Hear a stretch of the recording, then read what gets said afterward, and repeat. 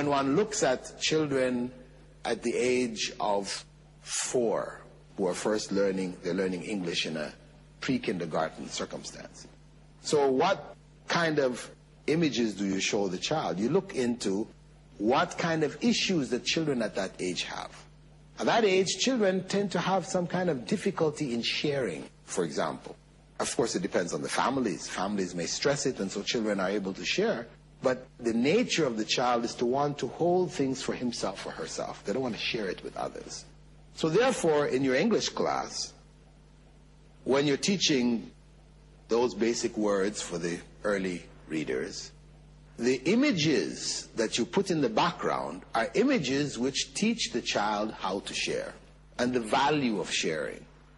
So in that way, an Islamic value, the value of sharing, is taught.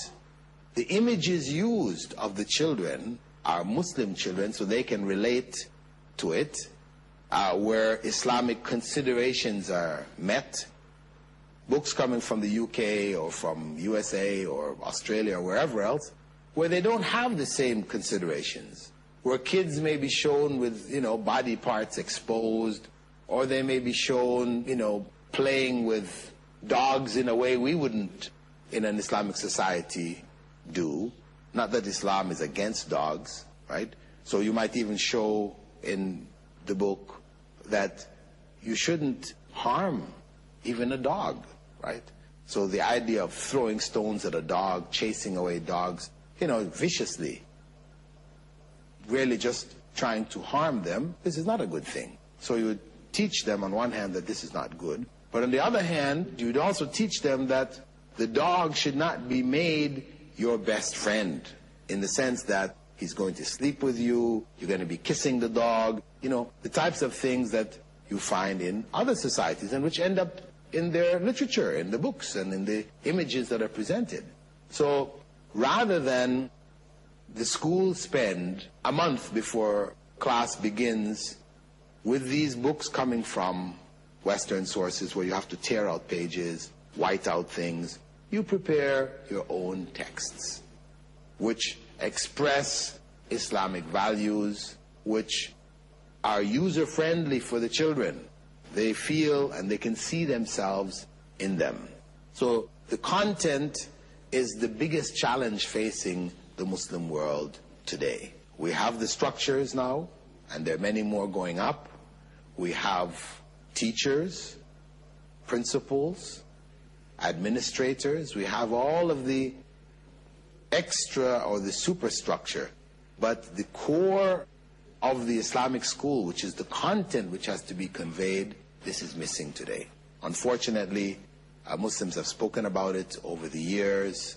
Books have been written on it, but it remains a theory. And this is the big challenge which we're faced with. So that the goals of education, which we said in the very beginning, to convey a society's values to the coming generation, that the students who come out of the system would be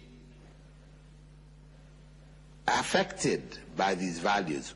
They would have been molded by these values, and they would come out as useful members of society, being able to contribute to promote the higher values or higher human values throughout the society itself. To understand the need today with regards to Islamic education, it is important to understand the position of Muslims with regards to the existing bodies of knowledge that are available in the world today. In the past, Muslims were the leaders in knowledge, in its acquisition and in its dissemination. That's the history. In Seville, in Spain, Andalusia, in Baghdad, these were centers of learning where people from non-Muslim societies came and sat among Muslims and benefited. Today, we have the reverse. For the first time really in the history of the Muslim Ummah, Muslims are now leaving their lands and going to non-Muslim lands to acquire this knowledge, to gather this knowledge. Oftentimes they go and they stay there. But in any case, there are many who go, take it and bring it back. So we have a new situation.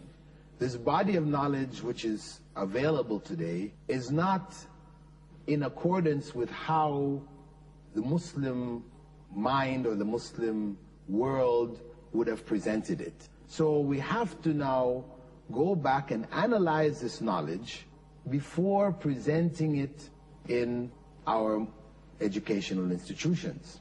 So, for example, when we come to look at knowledge, we have to first divide it into two basic categories.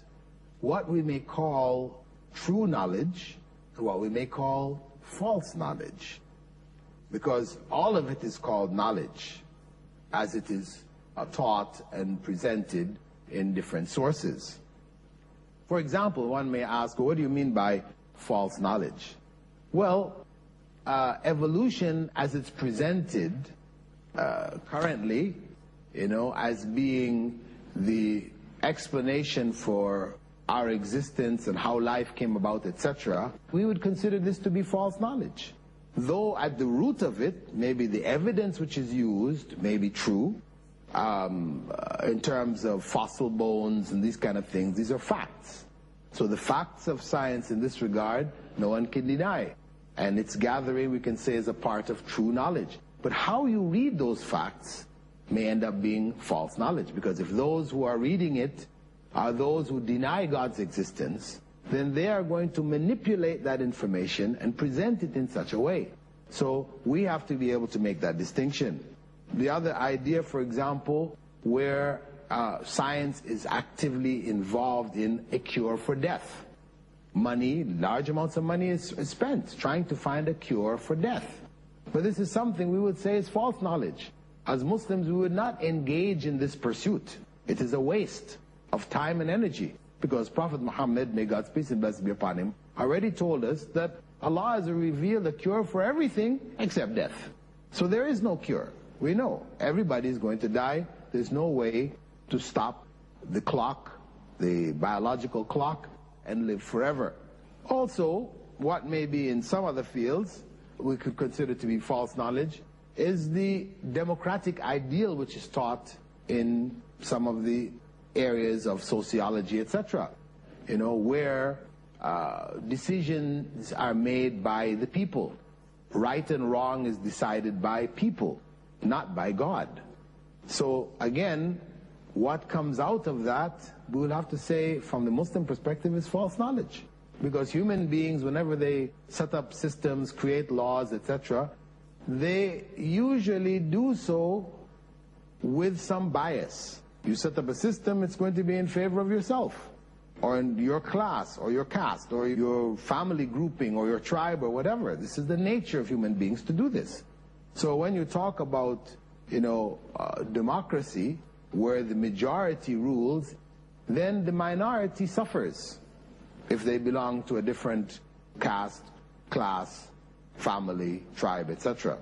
So certain things of that nature, we have to say, we look at it as false knowledge. And we have to put that aside and focus on what we may consider to be real knowledge. Then, when we look at that category of real knowledge, or true knowledge, we have to divide it, again, we subdivide it into useful knowledge and useless knowledge. Useful knowledge and useless knowledge. Again, somebody might raise the question, what do you mean by useless knowledge? Especially where people are taught to seek knowledge for the sake of knowledge. This is a common phrase and concept which is promoted in Western educational institutions, or Western influenced educational institutions. Knowledge for the sake of knowledge. Whereas the Islamic goal is knowledge for its usage, its benefit. Where there's benefit in it, then we seek it. Where there's no immediate benefit in it, then we leave it, focusing on the areas of clear-cut benefit. Now, the goals, as I said, of education, of knowledge, and the usage of knowledge from the Islamic perspective is one of benefit. The value of the knowledge is in its application, when it is applied. As the Prophet ﷺ had said, خَيْرُ النَّاسِ أَنْفَعُهُمْ لِلنَّاسِ. The best of people are those most beneficial to other people.